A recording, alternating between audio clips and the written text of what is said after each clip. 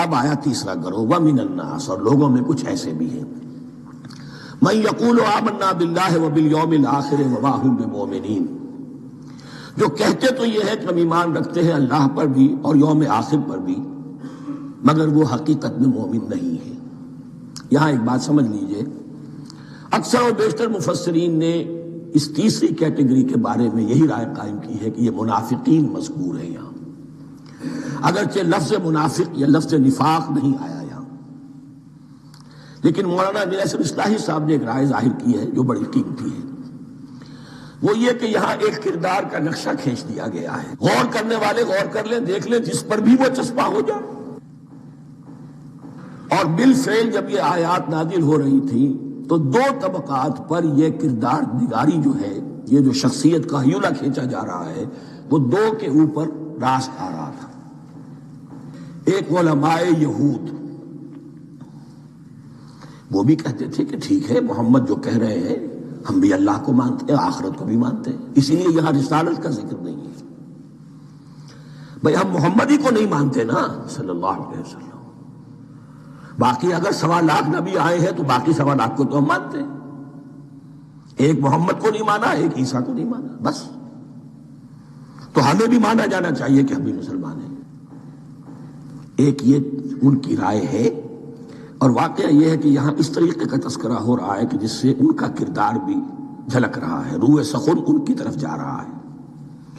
مجھے یاد ہے اپنی 10ویں جماعت کے زمانے میں دہلی میں میں نے دیکھا تھا کہ ناٹ سرکس، وہاں کا ایک بڑی مارکیٹ ہوتی تھی، تو جوتے کی ایک دکان پہ بہت بڑا جوتا لٹکایا ہوا تھا، بہت بڑا، اور لکھا تھا free to whom it fits, جس کے پاؤں میں یہ ٹھیک ٹھیک آ جائے وہ لے جائے اس کو۔ تو یہ free to whom it fits ہے، ایک کردار ہے، اب یہ کردار جس کے اوپر بھی فٹ بیٹھ جائے، ان میں یقیناً زیادہ تو غلبہ یہی ہے جو مفسرین کی رائے ہے، منافقین کا معاملہ جو ہو رہا ہے، لیکن یہ کردار بعین نہیں فٹ بیٹھ رہا ہے یہود کے علماء پر۔ اور یہ بھی نوٹ کر لیجئے کہ جو مدینہ منورہ میں نفاق کا جو پودا پروان چڑھا ہے، بلکہ پودا نہیں کہنا چاہیے، جھاڑ جھکاڑ جو پروان چڑھا ہے، وہ یہودیوں کے زیر اثر، جیسے جنگل کے اندر بڑے بڑے درخت بھی ہوتے ہیں اور اندر جو ہے نیچے جھاڑیاں بھی ہوتی ہیں، تو یہ نفاق کا جھاڑ جھکاڑ جو ہے وہ یہودی علماء کا جو پودا تھا اور بہت بڑا تھا، اس میں کوئی شک نہیں، اس کے سائے میں پروان چڑھا ہے۔ ان دونوں میں معنوی ربط بھی ہے۔ وَمِنَ النَّاسِ مَن يَقُولُ آمَنَّا بِاللَّهِ وَبِالْيَوْمِ الْآخِرِ وَمَا هُم بِمُؤْمِنِينَ، اور لوگوں میں سے کچھ ایسے بھی ہیں جو کہتے تو یہ ہے کہ ہم ایمان رکھتے ہیں اللہ پر اور یوم آخر پر، لیکن وہ مومن نہیں ہیں۔ يُخَادِعُونَ اللَّهَ وَالَّذِينَ آمَنُوا وَمَا يَخْدَعُونَ إِلَّا أَنفُسَهُمْ، وہ دھوکہ دینے کی کوشش کر رہے ہیں اللہ کو اور اہل ایمان کو۔ لیکن یخادعون جو ہے یہ باب مفاعلہ ہے، باب مفاعلہ میں کشمکش ہوتی ہے، کشاکش ہوتی ہے، لہذا ترجمہ میں نے کیا کوشش کر رہے ہیں۔ وما یخدعون الا انفسهم، یہ ثلاثی مجرد میں آ گیا، اور نہیں دھوکہ دے رہے مگر صرف اپنے آپ کو، یہ یقینی ہے، اپنے آپ کو تو دھوکہ دے رہے ہو، لیکن یہ کہ اللہ اور اس کے رسول کو اور اللہ اور اہل ایمان کو دھوکہ نہیں دے سکتے۔ سورہ نساء کی آیت نمبر 142 میں یہ کھل کر منافقین کے بارے میں یہی الفاظ آئے ہیں، ان المنافقین یخادعون اللہ وہو خادعہم، یقیناً منافقین جو ہے وہ اللہ کو دھوکہ دینے کی کوشش کر رہے ہیں اور اللہ انہیں دھوکہ دے رہا ہے۔ وما یشعرون، انہیں اس کا شعور نہیں ہے۔ یہ بہت اچھی طرح نوٹ کر لیجئے، منافقین کی بھی اکثریت وہ تھی جنہیں اپنے نفاق کا شعور نہیں تھا، وہ اپنے تئیں سمجھتے تھے اپنے آپ کو مسلمان، وہ کہتے تھے یہ بے وقوف لوگ ہیں، محمد رسول اللہ کے بارے میں کہتے تھے یہ خام خواہ جو ہے انہوں نے لڑائی بھڑائی مول لے لی ہے اہل مکہ کے ساتھ، کیا ضرورت ہے، امن کے ساتھ جو ہے بات کرنی چاہیے۔ وہ سمجھتے تھے کہ ہم خیر خواہ ہیں، ہم بھلی بات کہہ رہے ہیں، یہ بے وقوف لوگ ہیں، دیکھتے نہیں کہ کس سے ٹکرا رہے ہیں، ہاتھ میں اسلحہ نہیں ہے اور لڑائی کے لیے جا رہے ہیں، تو بے وقوف تو یہ ہے۔ لیکن وہ سمجھتے تھے کہ ہم تو بڑے مخلص ہیں، ہم مصلح ہیں، تو ما یشعرون بہت ضروری ہے۔ بعض لوگ منافق ایسے بھی تھے کہ جو اسلام میں داخل ہی ہوتے تھے دھوکہ دینے کی خاطر، اور ان پہ پہلے دن سے واضح ہوتا تھا کہ ہم مسلمان نہیں ہیں، ہم نے اسلام کا لبادہ اوڑھا ہے صرف دھوکے کے لیے، اس کا ایک ذکر سورہ آل عمران میں آئے گا. لیکن اکثر و بیشتر منافقین دوسری طرح کے تھے جنہیں اپنے نفاق کا شعور حاصل نہیں تھا. فی قلوبہم مرض، ان کے دلوں میں ایک روگ ہے، بیماری ہے. یہ روگ اور بیماری کیا ہے؟ ایک لفظ میں اس کو تعبیر کیا جائے، کردار کی کمزوری،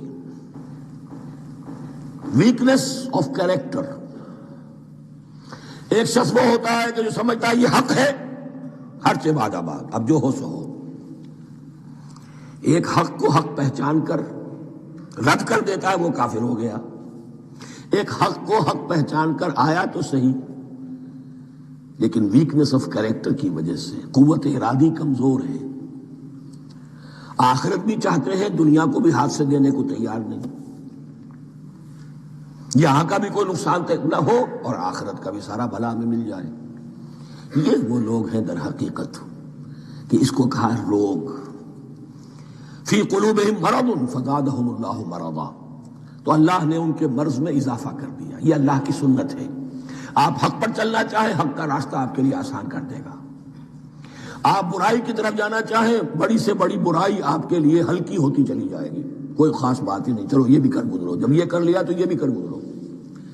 اور اگر آپ بین بین لٹکنا چاہیں تو اللہ اسی پہ چھوڑ دیتا ہے. ٹھیک ہے، آپ سمجھتے ہیں ہم کامیاب ہو رہے ہیں، ہم نے مسلمانوں کو بھی دھوکہ دے لیا، وہ ہمیں مسلمان سمجھتے ہیں، اور یہودیوں کو بھی دھوکہ دے لیا، وہ سمجھتے ہیں کہ ہم ان کے ساتھی ہیں، تو سمجھا کامیاب ہو رہے ہیں. حقیقت میں کامیابی نہیں. فی قلوبہم مرض فزادہم اللہ مرضا ولہم عذاب علیم بما کانوا یکذبون، اور ان کے لیے تو دردناک عذاب ہے. عذاب عظیم کا لفظ آیا تھا اوپر کفار کے لیے، وَلَهُمْ عَذَابٌ عَظِيمٌ، 7ویں آیت ختم ہوئی. اور عذاب علیم کا لفظ آیا یہاں، ان کے لیے دردناک المناک عذاب ہے. بما کانوا یکذبون، بسبب اس جھوٹ کے جو وہ بول رہے تھے. وَإِذَا قِيلَ لَهُمْ لَا تُفْسِدُوا فِي الْأَرْضِ، اور جب ان سے کہا جاتا تھا مت فساد کرو زمین میں. مراد کیا ہے اس سے؟ کہ جب محمد کو مان لیا کہ اللہ کے رسول ہیں، اب ٹھیک ٹھیک پیروی کرو، ان کے پیچھے چلو، ان کا حکم ہے تو جنگ کے لیے نکلو، ان کی طرف سے تقاضا آتا ہے مال پیش کرو، اور اگر تم اس سے کتراتے ہو تو فساد مچا رہے ہیں، جماعتی زندگی کے اندر فتنہ و فساد پیدا کر رہے ہیں. وَإِذَا قِيلَ لَهُمْ لَا تُفْسِدُوا فِي الْأَرْضِ قَالُوا إِنَّمَا نَحْنُ مُصْلِحُونَ، وہ کہتے تھے نہیں، ہم تو صلح کرانے والے ہیں، اصلاح کرنے والے ہیں. ہم چاہتے ہیں لڑنا بھیڑنا کوئی اچھی بات نہیں ہے، ٹکراؤ تصادم یہ کوئی اچھے کام تھوڑا ہی ہے. بس ٹھنڈے ٹھنڈے دعوت دیتے رہو، جو چاہے قبول کر لے، جو چاہے رد کر دے. خام خواہ یہ ٹکرانا اور یہ جنگ کرنا اور اللہ کے دین کو غالب کرنے کے لیے یہ قربانی دو اور یہ مصیبت جھیلو اور یہ مشقت برداشت کرو اور یہ چیز چھوڑو اور یہ ترک کرو، یہ کاہے کے لیے؟ وَإِذَا قِيلَ لَهُمْ لَا تُفْسِدُوا فِي الْأَرْضِ قَالُوا إِنَّمَا نَحْنُ مُصْلِحُونَ أَلَا إِنَّهُمْ هُمُ الْمُفْسِدُونَ وَلَكِنْ لَا يَشْعُرُونَ. آگاہ ہو جاؤ کہ وہی ہے مفسد، فساد پھیلانے والے. اس لیے کہ محمد رسول اللہ کی دعوت ہے زمین میں اصلاح کے لیے. اس اصلاح کے لیے کچھ آپریشن کرنا پڑے گا. مریض اس درجے کو پہنچ چکا ہے کہ آپریشن کے بغیر اس کی شفا نہیں ہوگی. اب اگر تم اس کے راستے میں رکاوٹ بنتے ہو تو در حقیقت تم فساد مچا رہے ہو، لیکن تمہیں اس کا شعور نہیں ہے. الا انہم ہم المفسدون ولکن لا یشعرون. پھر دیکھیے، نوٹ کیجئے، شعور نہیں ہے. شعوری نفاق اور شے ہے، غیر شعوری نفاق ہے کہ جس کا یہ سارا تذکرہ ہو رہا ہے. وَإِذَا قِيلَ لَهُمْ آمِنُوا كَمَا آمَنَ النَّاسُ، اور جب ان سے کہا جاتا ہے ایمان لاؤ جیسے دوسرے لوگ ایمان لائے. آخر دیکھو دوسرے یہ اہل ایمان ہیں، جب بلاوا آتا ہے فوراً لبیک حاضر ہوتے، جو بھی ہو. یہ تم جو ہے آخر تم نے اور روش اختیار کی. وَإِذَا قِيلَ لَهُمْ آمِنُوا كَمَا آمَنَ النَّاسُ قَالُوا أَنُؤْمِنُ كَمَا آمَنَ السُّفَهَاءُ. وہ کہتے ہیں کہ کیا ہم ایمان لائے جیسے یہ بے وقوف لوگ ایمان لائے. انہیں تو اپنے نفع کی فکر، نہ نقصان کی فکر، نہ خطرات کا کوئی خیال، نہ اندیشوں کا کوئی گمان. جان جائے، مال جائے، اولاد کو چھوڑ دیں، گھر بار چھوڑ کے آ گئے ہیں. ان سے بڑے بے وقوف کون ہوں گے؟ بال بچے چھوڑ آئے ہیں، کفار مکہ کے رحم و کرم پر، سرداران قریش جو چاہے ان کے ساتھ کریں. تو یہ تو بے وقوف لوگ ہیں. آج کل آپ کہتے ہیں ایسے ہی لوگوں کو فینیٹکس ہیں. یہ فینیٹکس ہیں. دیکھ بھال کر چلنا چاہیے، دائیں بائیں دیکھ کر چلنا چاہیے، نفع نقصان کا خیال کر کے چلنا چاہیے. چاہے حق ہے ٹھیک ہے، لیکن بہرحال اپنی مصلحتوں کو بھی اور اپنی اہل و عیال کی مصلحتوں کو بھی دیکھنا چاہیے. یہ لوگ تو معلوم ہوتا ہے کہ بالکل دیوانے ہو گئے، فینیٹکس ہو گئے. وَإِذَا قِيلَ لَهُمْ آمِنُوا كَمَا آمَنَ النَّاسُ قَالُوا أَنُؤْمِنُ كَمَا آمَنَ السُّفَهَاءُ أَلَا إِنَّهُمْ هُمُ السُّفَهَاءُ وَلَٰكِن لَّا يَعْلَمُونَ. آگاہ ہو جاؤ کہ وہی بے وقوف ہیں لیکن انہیں علم نہیں ہے. وہ صادق الایمان جو ایمان کی ہر تقاضے کو پورا کرنے کے لیے ہر وقت حاضر ہیں، ان سے بڑا عقل مند کوئی نہیں، ان سے بڑا سمجھدار کوئی نہیں. انہوں نے یہ جان لیا ہے کہ اصل زندگی آخرت کی زندگی ہے، یہ نہیں ہے. یہ تو عارضی ہے. کل نہیں آج ختم ہو جائے، آج نہیں ابھی ختم ہو جائے، کیا فرق پڑے گا؟ جانا تو ہے، اب نہیں تو کل، کل نہیں تو پرسوں جانا تو ہے. تو عقل تو ان کے اندر ہے. الا انہم هم السفہاء ولکن لا یعلمون واذا لقوا الذین آمنوا قالوا آمنا. اور جب یہ ملتے ہیں ان سے جو اہل ایمان ہیں تو کہتے ہیں ہم بھی ایمان رکھتے ہیں. اب یہ ان دونوں پر آئے گا. عام جو یہودی تھے وہ بھی کہتے تھے کہ ہم بھی تو آخر اللہ کو مانتے ہیں، آخرت کو مانتے ہیں. اور منافق تو تھے ہی جو رسول کو بھی مانتے تھے. وَإِذَا خَلَوْا إِلَىٰ شَيَاطِينِهِمْ. اور جب یہ اپنے شیطانوں کے پاس خلوت میں ہوتے ہیں، اور یہاں شیاطین سے مراد ہیں اہل کتاب یہود کے علماء، ان کے سردار، یا عبداللہ ابن ابی جو منافقین مدینہ کا سردار تھا. اگر وہ کبھی ملامت کرتا ہے، دیکھو تم تو معلوم ہوتا ہے بالکل مسلمانوں میں شامل ہی ہو گئے پوری طرح سے، تمہیں کیا ہو گیا، تم ہر بات مان رہے ہو. اب انہیں یہ کچھ نہ کچھ اپنی وفاداری کا یقین دلانے کے لیے کہنا پڑتا تھا، نہیں نہیں ہم انہیں بیوقوف بنا رہے ہیں، ہم ان سے ذرا تمسخر کر رہے ہیں، ہم ہیں آپ کے ساتھ ہی، آپ فکر نہ کریں. اسی لیے یہ دو منہ ہونا، نفق کہتے ہیں سرنگ کو جس کے دو دروازے ہوتے ہیں، باقی زیر زمین ہے. نافقہ گوہ کا بل ہے کہ دو دروازے رکھتا ہے، دو اس کے منہ رکھتا ہے کہ ادھر سے اگر کتا داخل ہو جائے شکار کے لیے تو ادھر سے نکل بھاگے، ادھر سے آئے تو ادھر سے نکل بھاگے. تو دو منہ انسان، یہ در حقیقت جس کو پھر سورہ نساء میں کہا گیا لا الہ الا ولا الہ الا، نہ ادھر کے ہیں نہ ادھر کے، مذبذبین بین ذالک، اس کے درمیان مذبذب ہو کر رہ گئے. یہ شیطان کا لفظ یہاں سمجھ لیجئے کہ اس کے دو رائے ہیں کہ یہ شطنہ سے بنا ہے یا شات سے بنا ہے، شین الف توئے یا شین طا نون. شطنہ کے معنی تباعدا، کو بہت دور ہو گیا، دور ہو گیا. شیطان سے مراد جو اللہ کی رحمت سے بہت دور ہو گیا. اور شاتا یشیتو کے معنی ہے احترق غضبا وحسدا، کوئی شخص غصے اور حسد کے اندر جل رہا ہو، وہ شاتا یشیتو ہے. اس سے فعلان کے وزن پر، رحمان کے وزن پر، غضبان کے وزن پر شیطان، یعنی وہ کہ جو حسد اور غضب کی آگ میں جل رہا ہے. تو یہ ایک تو شیطان وہ ہے کہ جو جنات میں سے ہے، اس کا نام عزازیل تھا پہلے، اب ہم اسے ابلیس کے نام سے جانتے ہیں. وہ ایک شیطان ہے، جنی ہے. پھر یہ کہ جو بھی اس کے پیروکار ہیں دنیا میں انسانوں میں سے ہوں یا جنات میں سے ہوں، وہ بھی شیاطین ہیں. اسی طرح اہل کفر، اہل زیغ کے جو بڑے بڑے سردار ہوتے ہیں، ان کو بھی شیطان سے تعبیر کیا گیا. وَإِذَا خَلَوْا إِلَىٰ شَيَاطِينِهِمْ قَالُوا إِنَّا مَعَكُمْ. اور جب وہ خلوت میں ہوتے ہیں، علیحدگی میں ہوتے ہیں اپنے شیاطین کے پاس، سرداروں کے پاس، کہتے ہیں ہم تو آپ کے ساتھ ہیں. انما نحن مستہزئون، یہ تو ہم ان مسلمانوں کو بیوقوف بنا رہے ہیں، ان سے استہزاء کر رہے ہیں، تمسخر کر رہے ہیں. ہم تمسخر میں کہہ دیتے ہیں کہ ہم بھی آپ کے ساتھ ہیں، آمنا. اللہ یستہزئ بہم ویمدہم فی طغیانہم یعمہون. حقیقت کیا ہے کہ اللہ ان کا مذاق اڑا رہا ہے اور ان کو ڈھیل دے رہا ہے کہ وہ اپنے عقل کے اندھے پن میں بڑھتے چلے جائیں. اللہ تعالیٰ جیسا میں نے عرض کیا رسی دراز کرتا ہے. کوئی شخص غلط راستے پر جائے تو جاؤ بھائی، فوراً تو نہیں پکڑتا، اگر فوراً پکڑ لے تو سیدھا ہو جائے گا، چلتے جائے، جہاں جانا چاہتے ہو جاؤ. تو ان کو بھی رسی دراز کر رہا ہے اللہ. لیکن یہ کہ اللہ یستہزئ بہم، یہ سمجھتے ہیں کہ مسلمانوں کا مذاق اڑا رہے ہیں، اصل میں مذاق ان کا اڑ رہا ہے اللہ کے نزدیک. وَيَمُدُّهُمْ فِي طُغْيَانِهِمْ يَعْمَهُونَ. اب یہاں ذرا نوٹ کر لیجئے، یہ دو لفظ آئیں گے، عین میم اور ہا، امہ ہے کے ساتھ، ایک ہے عین میم اور یا امج. تو عین اور میم تو مشترک ہے یا آخر میں فرق ہوگا. عین میم اور ہا ہوگا، اس کے معنی عقل کا اندھا، دل کا اندھا. آنکھیں تو ہے لیکن دل کا اندھا ہے، عقل کا اندھا ہے. اور عین میم یا جو آنکھوں کا اندھا ہو، عمیٌ اندھے، اعمیٰ اندھا. تو یہاں فرمایا انا معکم انما نحن مستہزئون اللہ یستہزئ بہم ویمدہم فی طغیانہم یعمہون. اللہ ان کو اس جو ان کی عقل کے اندھے پن میں جو یہ بڑھتے چلے جا رہے ہیں، اللہ بھی ان کی رسی دراز کر رہا ہے تاکہ یہ جہاں تک جانا چاہتے چلے جائیں. اولئک الذین اشتروا الضلالۃ بالہدی، یہ وہ لوگ ہیں کہ جنہوں نے ہدایت کے عوض گمراہی خرید لی ہے. دیکھیے بڑا پیارا انداز ہے یہ. ایک شخص کے سامنے دونوں آپشنز تھے، ایک نے گمراہی کو چھوڑا، ہدایت لے لی، چاہے قیمت دینی پڑی، تکلیفیں اٹھانی پڑی، آزمائشوں میں سے گزرنا پڑا، قربانیاں دینی پڑی، ہدایت لی.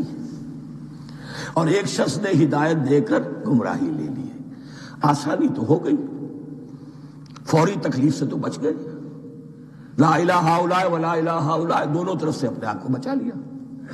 لیکن حقیقت میں سب سے زیادہ گھاٹے کا سودا یہی ہے. اولئک الذین اشتروا الضلالۃ بالہدی، ہدایت دے کر اور ضلالت خرید لی. فما ربحت تجارتہم، تو ان کی تجارت ان کے حق میں ہرگز مفید نہیں ہوئی. اب یہاں بھی دیکھیے، را با اور ہے ہا، ربحا، اس کے معنی نفع، صحیح نفع، جائز نفع. را با اور وا، ربا، وہ سود، وہ بھی اضافہ ہے، وہ بھی بڑھوتری ہے، لیکن وہ حرام ہے. ایک ہے تجارت کے اندر جو نفع ہو جائے وہ ربح ہے. را با اور ہا یہ نفع ہے جو جائز نفع ہے. را با اور وا ربا یہ کیا ہے؟ یہ سود ہے، یہ حرام ہے. را اور با مشترک ہے، آگے ہا، آگے اور ما، اس کا فرق ہے. فما ربحت تجارتہم وما كانوا مہتدین، ان کی تجارت ان کے حق میں ہرگز مفید نہیں ہوئی اور نہیں ہے اب یہ ہدایت پانے والے. مثلہم، اب یہاں دو تمثیلیں آ رہی ہیں بڑی پیاری. پہلی تمثیل ہے کفار کے بارے میں، دوسری تمثیل ہے یہ بین والے لوگوں کے بارے میں. پہلوں کے لیے کیا تمثیل ہے؟ مثلہم کمثل الذی استوقد نارا، ان کی مثال اس شخص کی سی ہے جس نے آگ روشن کی. ایک نقشہ کھینچا جا رہا ہے، اندھیری شب ہے جدا اپنے قافلے سے ہے تو، تیرے لیے ہے میرا شعلہ نوا قندیل. اندھیری شب ہے، قافلہ بھٹک رہا ہے. کچھ لوگ بڑی ہمت کرتے ہیں، اندھیرے میں بھی ادھر ادھر سے لکڑیاں جمع کرتے ہیں اور آگ روشن کر دیتے ہیں. لیکن عین اس وقت جب آگ روشن ہوتی ہے کچھ لوگوں کی بینائی سلب ہو جاتی ہے. پہلے وہ اندھیرے میں اس لیے تھے کہ روشنی نہیں تھی، اب وہ اندھیرے کے اندھیرے میں رہ گئے کہ روشنی تو خارج میں آ گئی، اپنی اندر کی روشنی گل ہو گئی، بصارت سلب ہو گئی. یہ مثال ہے ان کفار کی کہ حضور کی آمد سے پہلے سب بھٹک رہے تھے، کوئی حقیقت واضح نہیں تھی، قافلہ انسانیت بھٹک رہا تھا اندھیری شب میں. محمد رسول اللہ آئے، انہوں نے آگ روشن کر دی، اب راستہ کھل گیا، ہدایت واضح ہو گئی. لیکن کچھ ضد یا تعصب یا تکبر یا حسد کی بنیاد پر کچھ لوگوں کی اندر کی بینائی زائل ہو گئی. تو وہ تو ویسے کے ویسے بھٹک رہے ہیں، جیسے پہلے اندھیرے میں تھے ویسے ہی اب اندھیرے میں ہیں. روشنی میں آنے والے تو وہ ہیں، دیکھ لو جن کا ذکر سب سے پہلے ہوا ہے. مثلہم کمثل الذی استوقد نارا، اس شخص کی سی ہے کہ جس نے آگ روشن کی. فلما اضاءت ما حولہ، جب اس آگ نے اپنے ماحول کو، گردا گرد کو روشن کر دیا، ذهب اللہ بنورہم، اللہ ان کی نور بصارت کو لے گیا، سلب کر لیا اللہ نے.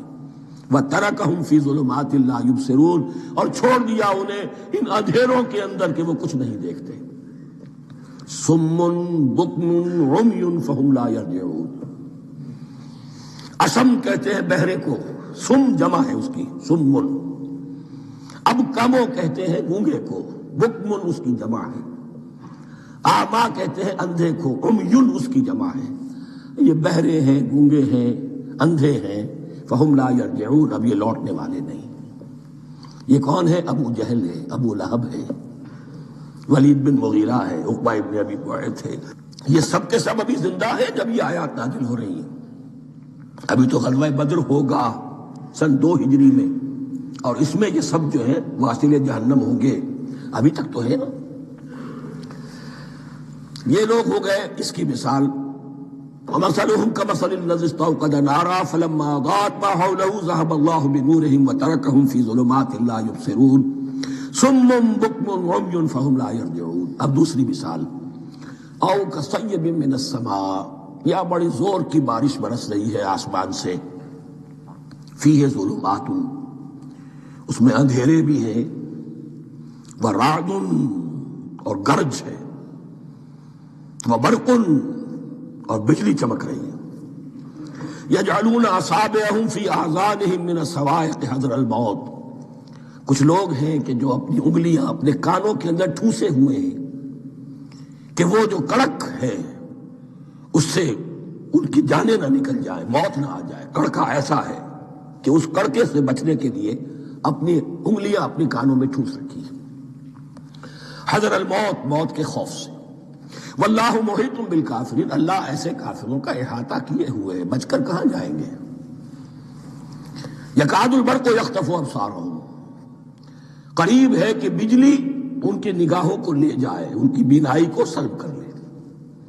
کلما اضاء لهم، لیکن ہوتا کیا ہے، جب ذرا روشنی ہوئی تو چل لیے، مشوا فیہ، بجلی چمکی، کچھ نظر آ گیا دائیں بائیں تو کچھ تھوڑا سا چل لیے۔ وَإِذَا أَظْلَمَ عَلَيْهِمْ، اور جب تاریکی ان پر طاری ہو گئی، قاموا، کھڑے کے کھڑے رہ گئے۔ یہ نقشہ ہے ان کا کہ ایک طرف بارش ہو رہی ہے، قرآن مجید ہے، آسمان سے نازل ہو رہا ہے، یہ ماہ مبارکہ ہے، یہ کتاب مبارکن ہے، لیکن یہ کہ اس کے ساتھ کڑکے ہیں، گرج ہے، کفر سے مقابلہ ہے، کفر کی طرف سے دھمکیاں ہیں، اندیشے ہیں، خطرات ہیں، امتحانات ہیں، آزمائشیں ہیں۔ ذرا کہیں حالات کچھ بہتر ہوئے، کچھ جسے بریدنگ سپیس کہتے ہیں ملی تو تھوڑا سا چل لیے، ہم بھی مسلمان ہیں، کوئی خاص موقع نہیں ہے، کسی جنگ کے لیے بلایا نہیں جا رہا ہے تو بڑھ چڑھ کے باتیں کر رہے ہیں، اپنے ایمان کا اظہار بھی کر رہے ہیں۔ جیسے ہی کوئی آزمائش آئی، قاموا، چھٹک کر کھڑے کے کھڑے رہ گئے۔ وَلَوْ شَاءَ اللَّهُ لَذَهَبَ بِسَمْعِهِمْ وَأَبْصَارِهِمْ، اللہ چاہتا تو ان کی سماعت اور بصارت کو بھی سلب کر لیتا، لیکن اللہ کا قانون یہی ہے، جو جہاں رہنا چاہے اس نے آزادی ارادہ دی ہے انسان کو۔ تم اگر مومن صادق بن کر رہنا چاہتے ہو، اس کو آسان کر دے گا تمہارے لیے۔ تم نے اپنے تعصب کی وجہ سے، اپنے تکبر کی وجہ سے کفر کا راستہ اختیار کیا، اللہ اسی کو کھول دے گا۔ تم بیچ میں لٹکنا چاہتے ہو، لٹکتے رہو، اللہ تعالیٰ جو ہے جبرن کسی کو نہ حق پہ لائے گا، نہ جبرن کسی کو باطل پر لے کر جائے گا، اس لیے کہ جبر اگر ہو تو پھر امتحان کا معاملہ ختم، پھر جزا و سزا بیکار ہے، غیر منطقی ہے، غیر معقول ہے۔ ان اللہ علی کل شیء قدیر، یقیناً اللہ تعالیٰ ہر چیز پر قادر ہے۔